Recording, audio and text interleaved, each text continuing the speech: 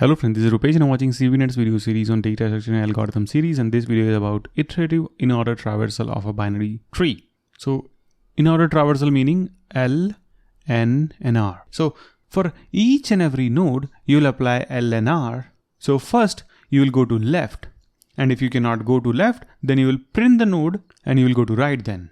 This video is sponsored by C++ Builder, a full-featured C++ IDE for building Windows applications quickly. Our customers deliver apps to market 5 times faster using C++ Builder than with other IDEs. That's because of our rich visual frameworks and expensive libraries.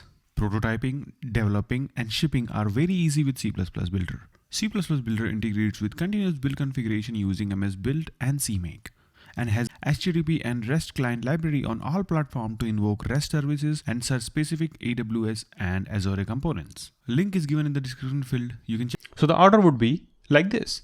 First you will go here, but you won't print it. You'll go here, you won't print it. You will go here, you won't print it, but you'll try to go further left and you cannot go, so you'll print this. So it will be like 2. Then you will go back. So we applied L, N, R at each and every label. Let me just write this L and R. And due to this L, you went here. Due to this L, you came here. Due to this L, you was trying to go from here to left, but you could not go there. Now you have completed this left portion. Now you have to print this. N meaning print, meaning now you're supposed to print it. Or you can say L, P and R. P stands for printing. Okay. So now you have to print it. You printed it. What is left? Only right portion is left. You will go to right, but you cannot go right. So all the operations are done. You will go back from here. So you reached here. See, you went from here to here just because of this L. Now it is done. What is left? This and this. So node meaning you have to print it. So you will print 5 now. This is done. What is left? Right. So you will do that now. So you reached here. So you'll apply L, P, R. Let's say P for printing. Okay. So after coming here, you'll apply LPR again. You'll try to go to left, but you cannot go left. So you have done that operation. Now you have to print it. So you'll print 3. So you have done that also. You'll try to go to right, but you cannot go right. So you have completed all the operations. So you'll go back now. Okay. So you'll go from here to here. So your right is also done from here. So everything is completed in this. So you'll try to go back from here to here. So you went from here to here and you completed this whole thing just because of this left portion, correct?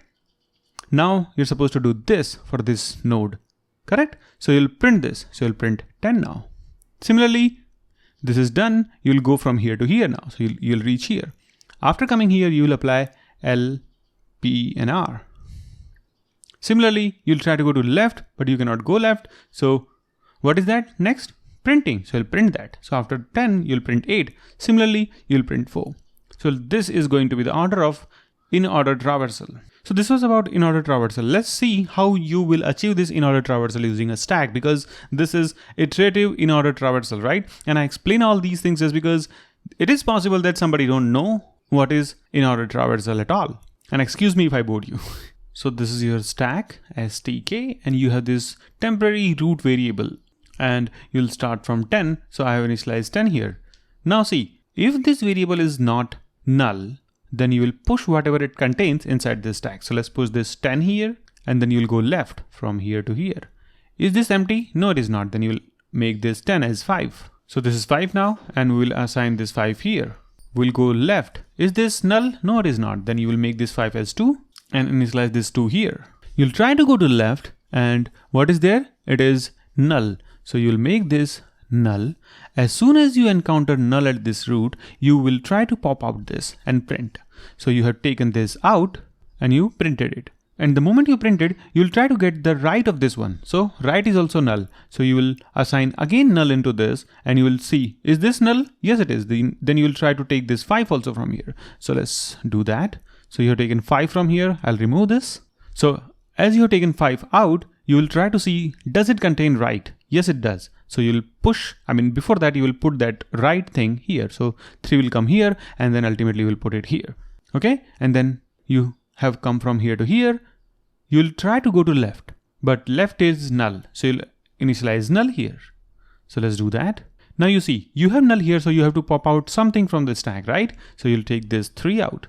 Now as you have taken this 3 out from here, let me remove this. As I said, after removing, you have to see, does it contain any right element? No, 3 doesn't have any right element. So you will initialize further null and you have to check, does it contain null? Yes, it does. Then you have to take out this 10 also. So let's print that. And after taking this 10 out, you will see, does it contain right? Yes, it does. What is that? 8. So let's put that 8 here. And we will copy whatever it contains here. Correct?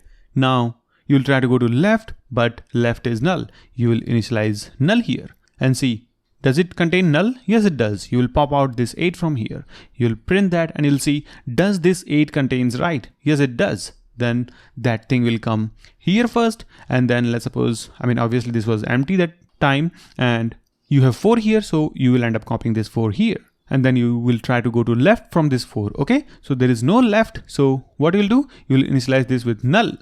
Once this is initialized with null, what you do? You have to pop out from this stack. It looks little hard, but it is really very easy when I will show you the code. Okay. So stay with me. Don't just get away. So you'll print 4 from here.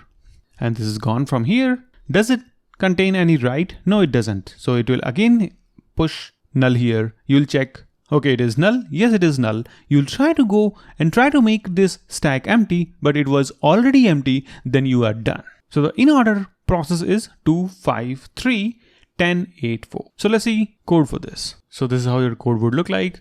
Initially, you will check whether this is empty or not. If it is not empty, you'll go ahead and create a stack of this node pointer. And you can notice that we have a while infinite loop kind of thing, because you will try to process this whole tree infinitely. And the breakpoint is this stack should not be empty. And if it is empty and root is also holding empty, meaning you have to break it. Okay. So see, when you will come to else, just because root will be equal to empty, meaning you will be pointing to the null pointer, and the moment you come inside this else and you see that, okay, your stack is also empty, meaning your root is empty, stack is empty, meaning you have to break this. So this is the logic. Okay.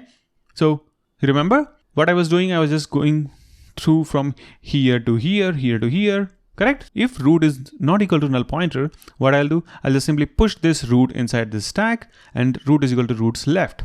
And see, this will keep on happening until unless you reach to the leftmost node.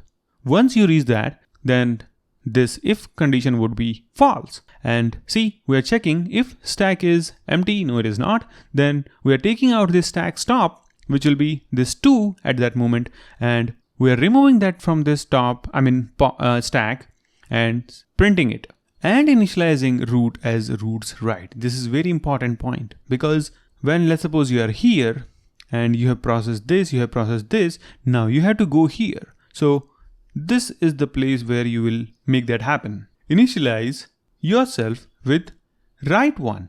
And in that case, in this, we were at this place, right? So from here, you will again do this null, correct? Go back, because this is null, we are done. We'll go back from here to here now, and root is not equal to null pointer, but no, root will again be the null pointer, because we have just initialized root's right, which is this null pointer here. And then we'll again come back into this else loop, but that time stack is empty. No, it is not, because it is still holding 10 and 5, correct? And then you will take out 5 from there, because this 2 is done. We have already printed this 2 here, right? We printed that, and we are going to print 5 now. And we have already taken this 5 out of this stack because we are doing this pop here. So this is the code. I'm not going to run through each and every node because it will take so much of time. You just pause this video and try to understand this by yourself. And the time complexity it will take is order of n, because we are visiting each and every node one time. And space complexity is order of h, where h is the height of the stack in worst case. And in worst case, height of the stack would be the height of the tree. Okay. So thanks for watching, guys. Bye bye. Take care.